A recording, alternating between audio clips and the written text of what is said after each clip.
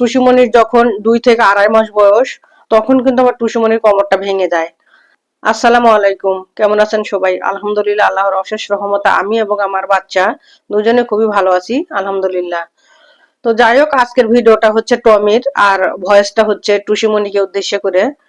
যে কথাটা আর কি বলার জন্য আসলাম আপনাদের সামনে, সেটা হচ্ছে আমার টুসিমণির জীবনে অনেক ভয়াবহ কাহিনী আছে, সেটার আর কি কিছু আংশিক অংশ আপনাদের সাথে আজকে আমি শেয়ার করব।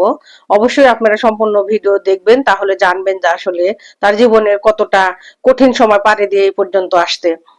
তো যাই হোক, আমার টুসিমণির যখন 2 থেকে 2.5 মাস বয়স, তখন কিন্তু আমার টুসিমণির কোমরটা ভেঙে যায়। আমার ছোট বোন আমার বাসায় ছিল, ও খেয়াল করেনি, ছোট মানুষ, আর টুসিমণিও ছোট ছিল।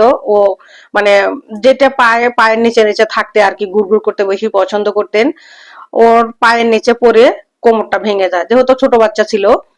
সেক্ষেত্রে তার পিছনে কিন্তু অনেকটা শ্রম দিতে হয়েছে আমাকে, অনেক টাকা ব্যয়বহুল হয়েছে। তো টাকার চিন্তা করি না, আলহামদুলিল্লাহ আমাকে অবশেষে আল্লাহ তাআলা সুস্থ করে আমার কাছে পাঠিয়েছেন বা আছে। আপনারা দোয়া করবেন আমার বাচ্চা যেন অনেক সময় ধরে দীর্ঘায়ু নিয়ে যেন আমার কাছে থাকে। তো ওর জন্য কিন্তু অনেক কেঁদেছি আমি। শুধু আপনারা ওই দিনে দেখেছেন একটা ভিডিও, তাতে মনে করতেছেন আমি নেকামি করে কান্না করছি, কিন্তু এর আগে আমার টুসিমনির জন্য আমি অনেক কেঁদেছি। ওকে নিয়ে অনেক পরিমাণ ডাক্তারের কাছে যাওয়া, ওরকে মাসে 2-3 দিন করে ডাক্তারের কাছে নিতে হয়েছে। ওর পিছনে আমার অনেক টাকা খরচ গেছে। আমি যেহেতু আমার বাচ্চাটা বেঁচে আছে আলহামদুলিল্লাহ, তো সেক্ষেত্রে আমি কিন্তু ওই চিন্তা করি না গো, যে আমার বাচ্চার পিছনে আমি কত টাকা খরচ করছি। তো এর জন্য কিন্তু আমার টুসিমনির প্রতি আমার অনেকটাই বেশি মায়া, এবং টুসিমনিও কিন্তু আমাকে ছাড়াও কিচ্ছু বোঝে না গো। ও আমাকে খুবই ভালোবাসে। ও আমি বলতে উনি কিন্তু একেবারে খুবই আমাকে ভালোবাসে, এবং আমাকে বলতে পাগল আর কি। তো সেক্ষেত্রে আমি টুসিমণিকে সবসময়ের জন্য চেষ্টা করি যে তাকে আমার কাছে কাছে রাখার জন্য, বা সেও কিন্তু আমার পাশেই সবসময় থাকে, দিন হোক বা রাত হোক, সবসময়।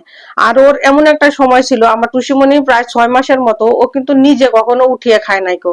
ওকে এই যে আজকে যেমন দেখতেছেন আমি টমিকে খাওয়াচ্ছিলাম, সেম কিন্তু আমার টুসিমণিকেও এইভাবে আমি খাইয়ে দিচ্ছিলাম।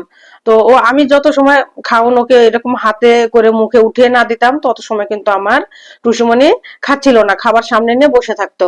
তো যাই হোক, এটা আমার টমি কিন্তু মিষ্টি কুমড়াটা কত সুন্দর করে খাচ্ছিল। এটা যদিও বা গোস্তটা আমার টমির জন্য, যেহেতু সরি আমার টুসিমণির জন্য, আর মাছ হচ্ছে টমির জন্য, যেহেতু টমি সুন্দর মতো মাছ খাচ্ছে আর টুসিমণি মাছ খাচ্ছে না। সেক্ষেত্রে আমি কিন্তু দুজনের জন্য আলাদা আলাদা খাবার তৈরি করছি, যেহেতু যে যেটা খেতে চাইবে তাকে সেটা খাওয়াই দিব। তো সেখান থেকে কিন্তু আমার টমি বেশিটুকু মিষ্টি কুমড়া খেয়ে নিছে।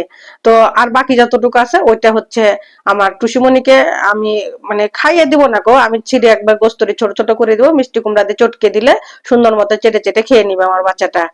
তো আসলে আপনাদের বাচ্চাদের কার জীবনের কি কাহিনী আছে অবশ্যই কিন্তু কমেন্ট বক্সে লিখে যাবেন, তাহলে আমিও জানতে পারবো যে না, আমার হয়তো কোনো ভুলের কারণে আমার বাচ্চাটার জীবনে এত বড় ভয়াবহ একটা দুর্ঘটনা ঘটে গিয়েছিল।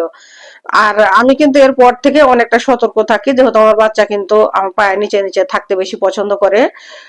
আর আমার টমি, দেখেন এই যে আমি একটা মাছ এখানে জিয়া রাখছি একুরিয়ামের মতো করে, ওখানে আমি কিন্তু খাবার দিয়ে রাখি। আমার টুসিমণি, সরি টমি, খালি টুসির কথা মনে আসতেছে, দেখছেন তাহলে টুসিকে আমি কতটা ভালোবাসি। আর এই যে দেখেন, ও এখন ওই গোস্ত মিষ্টি কুমড়া খাইছে জন্য আর এখন মাছও খেতে চাচ্ছে না কেউ। তো যাই হোক, আমার বাচ্চাটা কত ট্যালেন্ট দেখে নিচে নামবে। আর সবাই ভালো থাকবেন, আমার বাচ্চার জন্য দোয়া করবেন। আল্লাহ হাফেজ।